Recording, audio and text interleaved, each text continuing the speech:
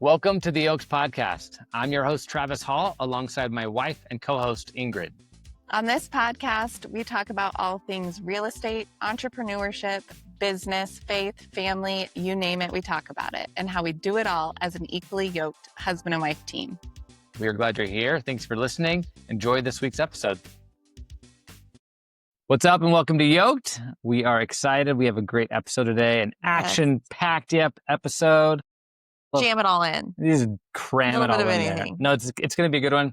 Yeah. Today is a big day. The Fed meeting met today, so we're going to talk about that. It is getting close to October, which for us means goal setting. Yep. And we're going to talk about that. And then I think we just first address something that happened in our national news last week. Charlie Kirk was assassinated. And so this is not a political podcast by any means, but it's a faith-filled podcast. And we, as you guys know, believe in Jesus Christ and are fully devoted to him. And as Christians, regardless of political affiliation, it's sad. It's a sad day, sad time in our country that an assassination like that happened. And so we just want to honor and recognize where it's due that we are praying for those people involved. We're praying for families. We're praying for the kids and loved ones because he was a husband and a father. I mean, I personally have always been impressed by his boldness. Do I agree with every single thing he ever said? No, but he was bold in his faith and convicted. That's something that you don't see a lot right now because of what's happening, because people are oftentimes they're scared and fearful if they say something religious or faith-filled that they're convicted about, that someone on the other side is going to make it political, and regardless of which side, but they're going to make it political and sling mud. And so I just think, that's where we're at. We're praying, and it's been hard navigating that. Like we've had the conversations with our kids and and I mean, I want to say something about that because honestly, like you have an opportunity as an adult, right? If you have kids, with your kids, if you are a role model to little people anywhere, you're an aunt, you're a, teacher, whatever you are, you have a responsibility in how you react. And don't think for a second that they aren't watching and listening and learning. And some of the most important moments that form them, right? They might not be able to regurgitate exactly what you said 6 years from now, but they will certainly remember how they felt. And so don't think for a second that kind of stuff doesn't matter within the walls of your home. And as you go out into the world and interact with other people's children, focus on that. Like we're all responsible for how we react ourselves, but kids are not. They're taught that. And it is very, very important that we encourage them to think for themselves, just like Charlie Kirk told all of us to do. So. Well, and you guys that follow us, you know that we politically, in the political spectrum, we're pretty purple. Yeah. Right? Which is my Don't favorite call way me to a be. conservative. Yeah, exactly. I do think, as far as just some practical advice when it comes to this right now, I think if you are on whichever side, it doesn't matter. It's more about a heart posture, in my opinion. If you are mad at him or frustrated or like somehow like kind of like you reap what you show, so like I would encourage you to zoom out. If you're like zoom out a little bit, and if you're still there, zoom out more. Zoom out from your lens to the point where all you see is a human being and evil. And like think about it from that. Don't think about the details. Think about, this is sad, and like what do I as a person, as a human being, as a Christ follower, what is my responsibility in this? Whether I like him as a person, what he stood for or not, it is not. I just zoom out. This is my encouragement. Yeah.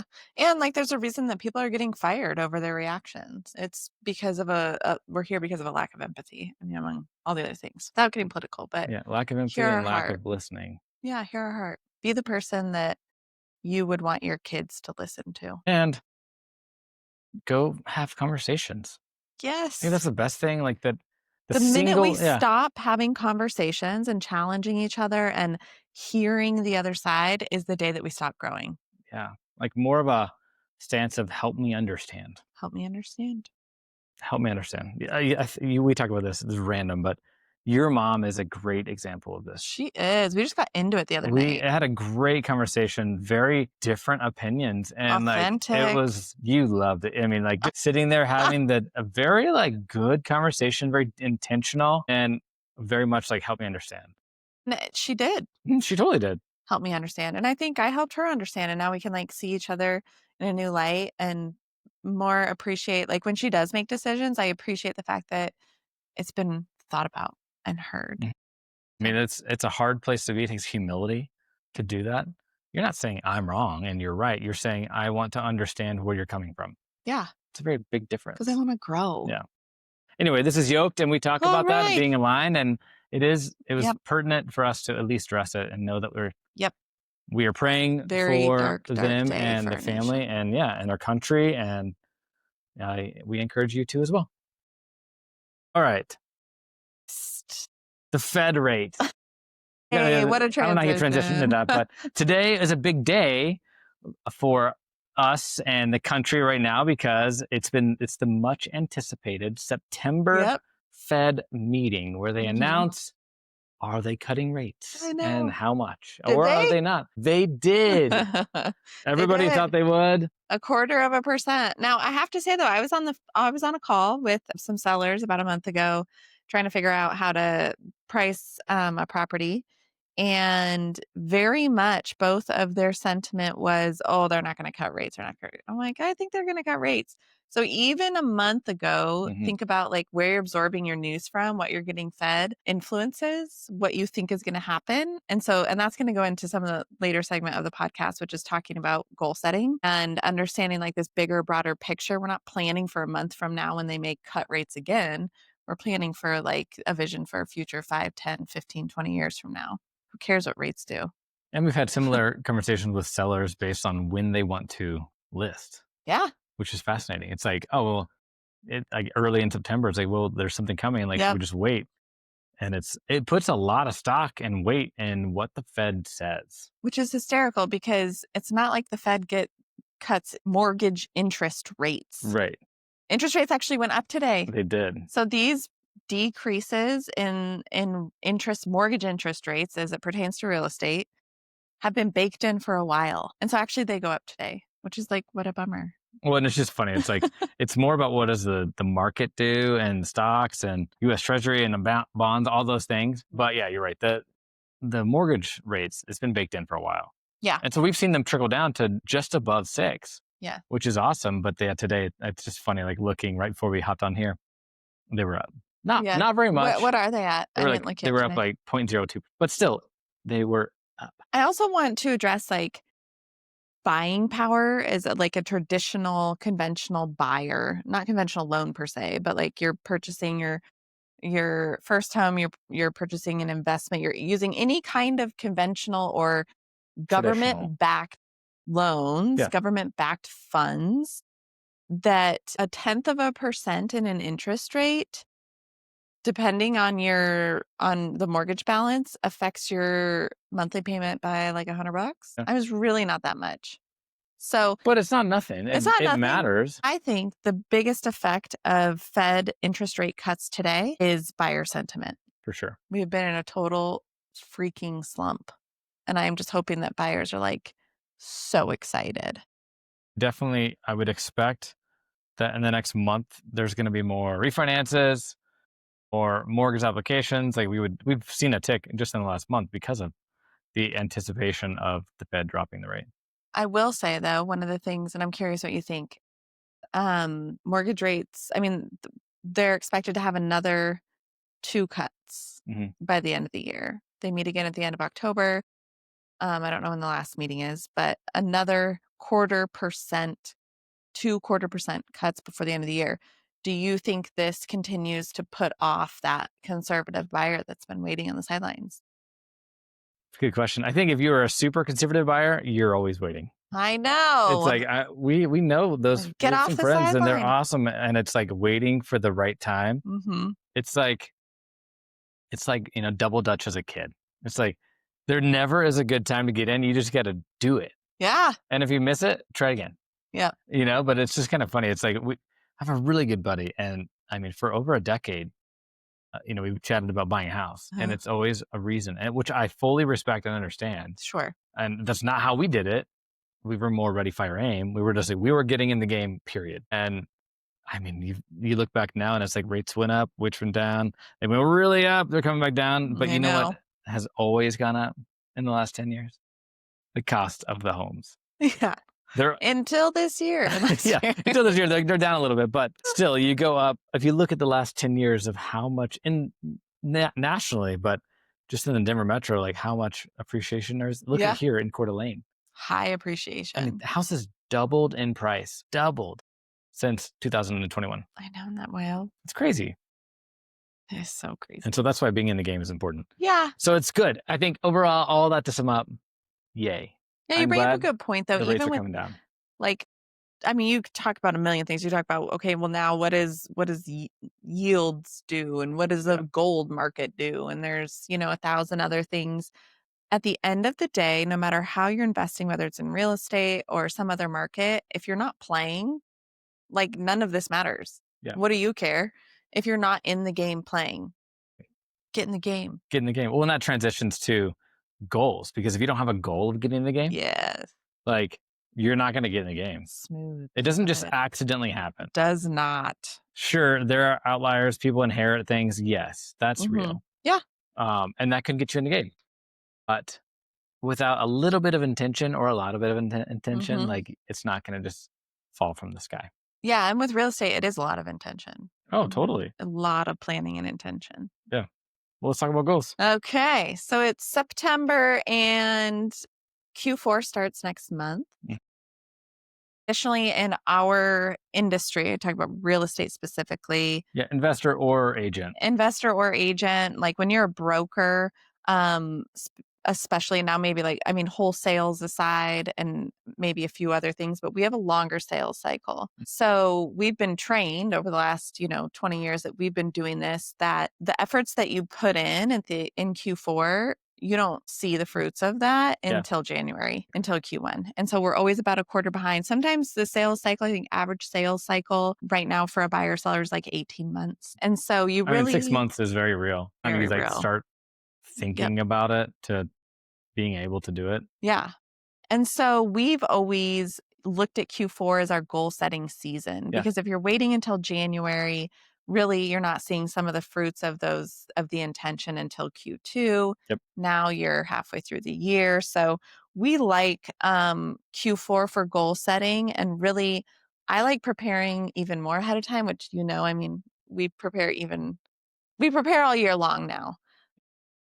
For the purpose of today, I want to talk to the audience about what can they be doing at the end of September and even beginning of October to position themselves so they're ready to set goals later in Q4 so that they're ready to actually act on them in Q1. Yeah, I love that. I mean, goal setting has been a big thing for you and I for, over 10 years. Yeah. More than that. We look back at some of our original goals when we were just kind of like 2016. Yeah, pen to paper.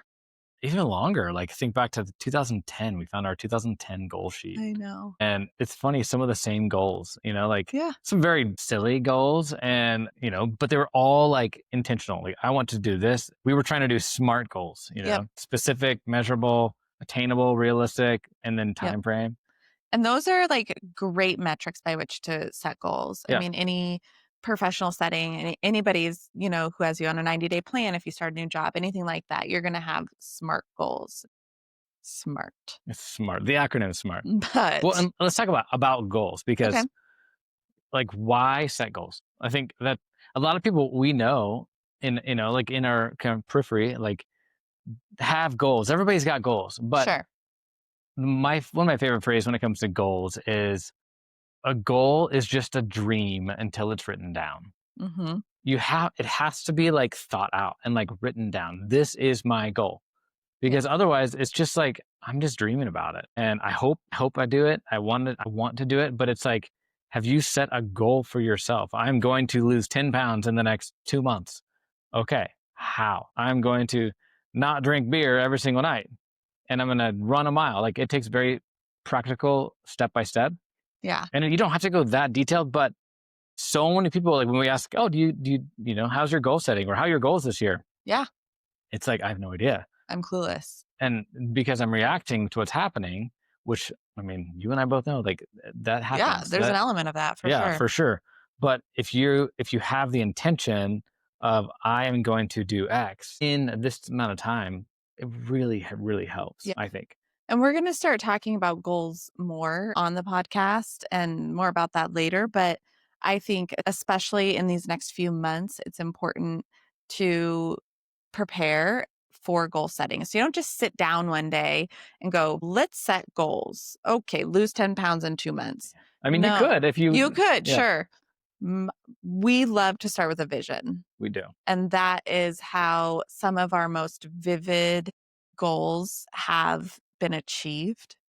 And we are firm believers in visualization. And so, right now, I would encourage listeners to be thinking about what does your life look like at the end of 2026 in different areas of your life? Spiritual, It's like a full year from now. yeah, relational, financial, things you've accomplished in your business, vacations you've gone on, anything. It could literally be anything, Mhm. but actually visualizing that and visualizing how you feel when that's the reality. So you've lost, 10 pounds in 2 months. How do you feel? What are you Right. wearing? What are you doing? What does that allow you to do with your kids? Like anything like that, like internalizing that you are actually that person who has achieved that is probably the most helpful way to start to paint a picture for what the goals will look like that will build you into that. Right. Well, and then I mean, yeah, you can reverse engineer it. That is our favorite way to do it. Right. And I think a lot of people like have a hard time visualizing Okay. when it comes to like practically. I'm not the best at Yeah, I know it. you struggle with it. It's hard. Yeah. It's just not like I mean, I had to practice it. I feel It's different. silly. Yeah, it does. It I'm like, feels what? and when we say like visualizing, we mean literally that, like Hmm. of actually like seeing yourself in as the person that you set this goal out to do or Yeah. accomplishing the thing. Like, I want to go run a marathon. Okay, like you need to be able to see that, like paint the Yeah. picture for yourself of what you're gonna feel like and look like running across the finish line because it's hard. Let me give another framework too, because we've done a lot of iterations of this at different, brokerages, Mhm. teams, networks we've been involved with, that, our business and entrepreneur, soulpreneur. I mean, it's all very much goal setting people. Corporations, corporate government, they all give you metrics and goals, but specifically in our industries that we've been in, it's very much more free form. And you got to set your own. Then you set your own. And so another one of the frameworks that we've used a lot that I love is you're encountering yourself a year Yeah. from now. You're encountering yourself 5 years from now. And so for us, like I'm going to give the audience really practical. Like I would be visualizing myself. This is for me. I love hiking Tubbs Hill right now in Coeur d'Alene. It's my favorite. I have a bum So good. knee because I'm amazing at wake surfing and I'm old. You fell off the wake surfboard. So I haven't been hiking as much, but it would be okay, Ingrid, you are going on a walk with a friend a year from now, and you are describing to them what an incredible year you've had and everything that's been wonderful about it. What has to happen, or what are you describing to them to get you there? So it's what are you describing? You go through like different categories. Well, this is what's happened last year in my health. This is what's happened last year with the kids. And then you ask yourself, okay, what has to happen or who do I need to become for that to be my reality? And then that gives you the framework. But literally visualizing yourself going on a hike on Tubbs Hill, I'm talking to my best friend. What am I describing to them? Yep. And it's tricky to do it. Like I remember the first time I did that exercise like that. Mm-hmm. It was I could see it by closing my eyes and like thinking about it, but it was hard for me to articulate it. But it was so helpful because it's like the future you is talking to you of like, oh my gosh, you did this and great job at this. It's kind of goofy, it's hokey, It's so hokey. but I love it it. really helps. And it's just mindset. We're talking about mindset right now and goals and attaining them. So much of it is just mindset, positive mindset, affirming your mindset on around you can do that because culturally, like it doesn't always point you that direction.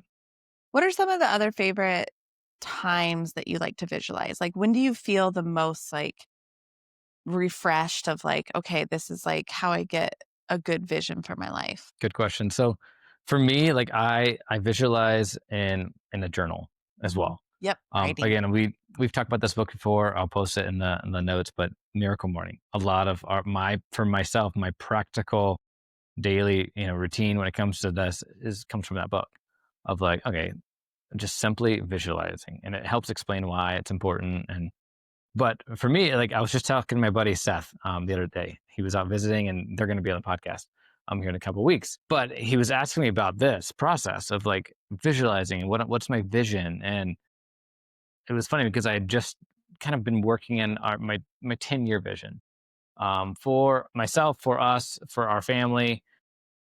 Really like trying to picture that.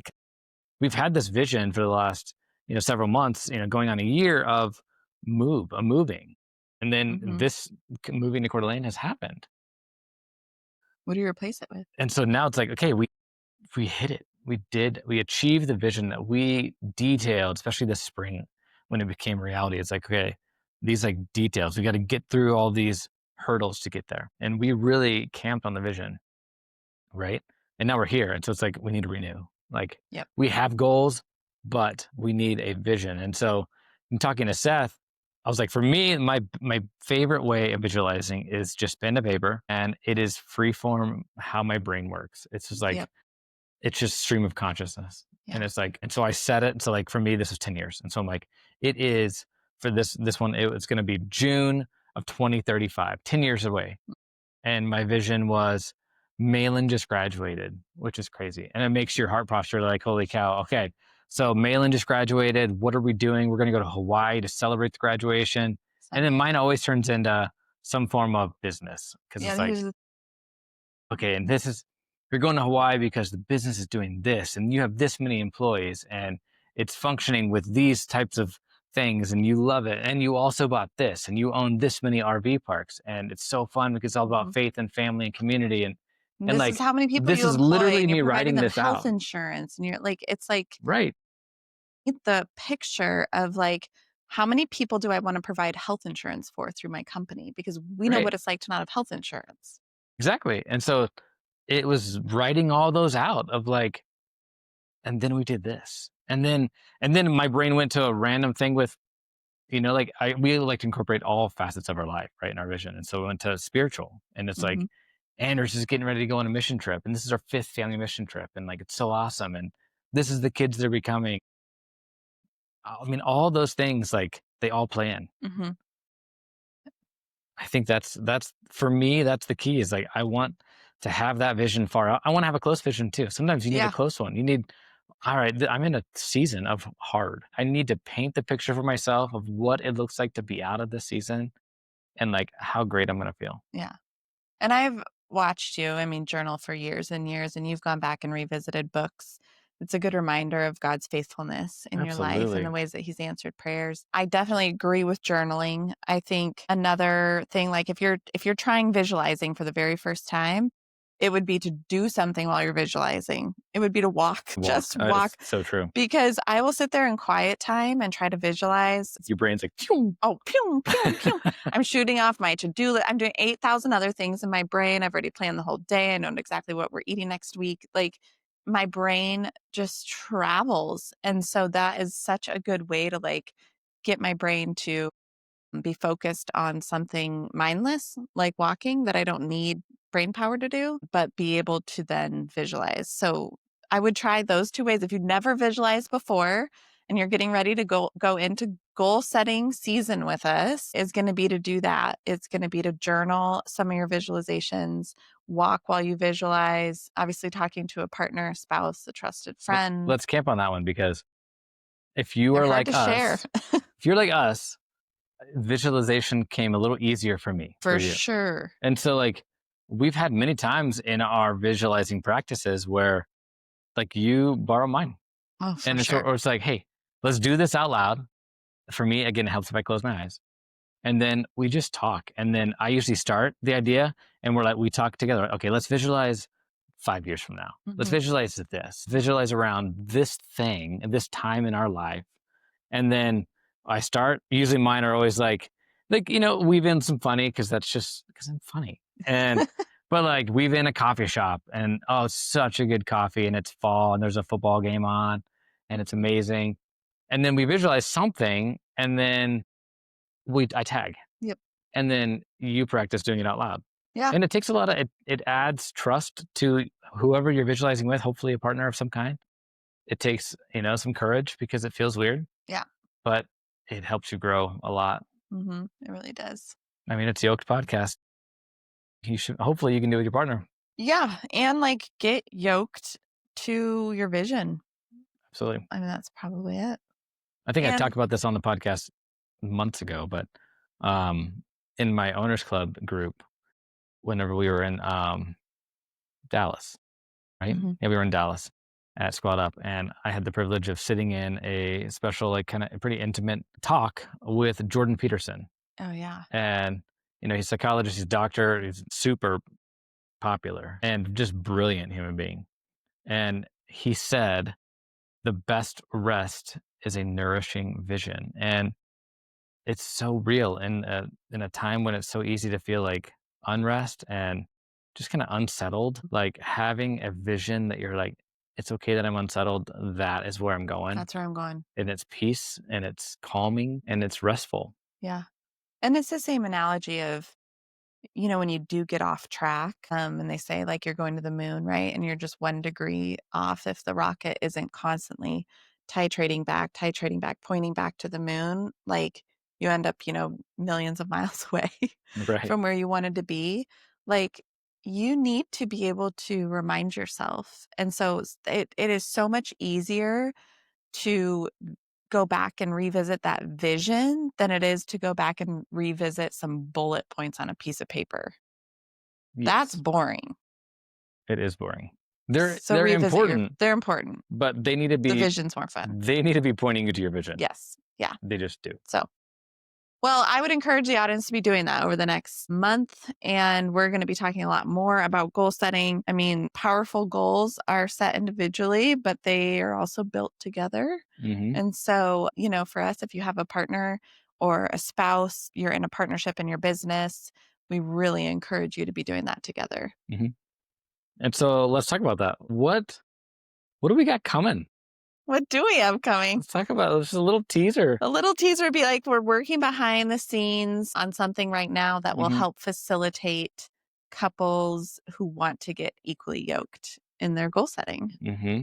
Yeah. We've done kind of variations of this for several years again. And we've helped several couples as well. And just more of like use our template, like try it. Like we have very specific, not formula, but template for what we do and how we do our goal setting for ourselves. And it's been effective and it's been good and it's brought us closer together as a couple. And it's been refined over 15 and years.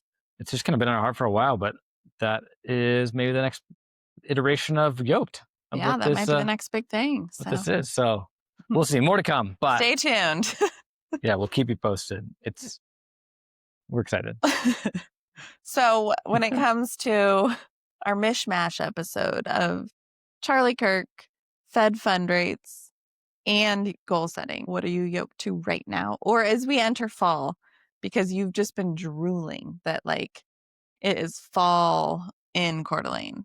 I know. Oh my gosh. It is. There's so many things. I'm going to be yoked to 2 things. Okay. I'm going to be yoked to visualizing right now and like bold, big visualizing. I love that. Like it's so important. I'm So absolutely yoked to that. I know for my own self, like it is key for me. I'm yoked to that. And I'm yoked to the pumpkin spice latte. that's not how you take it. It's not how I order it. How do you order it? A quick hack for any of you that are like me and love a good PSL, but think it's maybe a little too sweet. Here's what you do. You order a quad shot if you're feeling a little froggy. If you just a regular flat white, but it's a flat white. It's not a latte. Order a flat white with 1 pump of pumpkin spice. I don't need all the stuff on top. Do they charge you the same? No, they just charge you for a flat white with a 1 pump of sauce. Sauce. But that's it. quad shot flat white, 1 pump of pumpkin You want the spice. stuff on top. I don't care about The that. foam I and the want the sugar. flavor. I don't know. The flat white is better than a latte, even though it's very similar. For Stretto, it's different. Yeah, that's me. What about It's so you good. in this season? What are you yoked to? It's a Icing great your knee and yes, I am as we recover from a long season of boating. I like visualizing. I mean, I think that is a great one to be yoked to right now, but honestly right now what I am yoked to is my time blocking. And for me, things like visualizing fall to the bottom of the list if I am not time blocking, and they deserve time in my day. So I am very yoked right now to time blocking. I'm doing it every single day.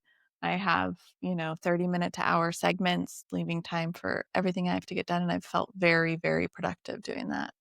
you should put together like a little one-sheeter that people can download because you do have very Here's the impressive thing. I time used to do blocking that with skills. brokers all the time. I Well, would meet with them for individual accountability meetings. They are so squirrely. It's like trapping a rabbit in a I'm not corner. saying coaching one-on-one. I'm Oh saying my gosh. here is a one-sheeter of how I do it. Like you have to and then actually do people it, can download it. right? Yeah, but then the implement, and you're like Okay. chat, like time blocking. Like Chat GPT. people still got to implement. Okay, So. cool. Well, let's wrap up. All right. Where can people find you online? I am on Instagram at the Ingrid Hall, and that's about it right now. And I am on Instagram at the Travis Hall. Soon to be, we're going to be on Instagram at Yoked Co. Yoked Co. Same thing on YouTube. I'm at the Travis Hall. Soon to be at Yoked Co as well. Yep. And next week is book club. It is book club. Crisis. Comfort Crisis, which is such a good book. So good. We'll be discussing that if you have been journeying with us as we've kind of done a monthly book club. Mm-hmm. And then, as always, be sure to like, subscribe, follow along as we drop a new episode each week. Thank you so much for listening to this week's episode of the Yoke Podcast. We hope you enjoyed it. And as always, be sure to like, subscribe, and follow along as we drop a new episode each week.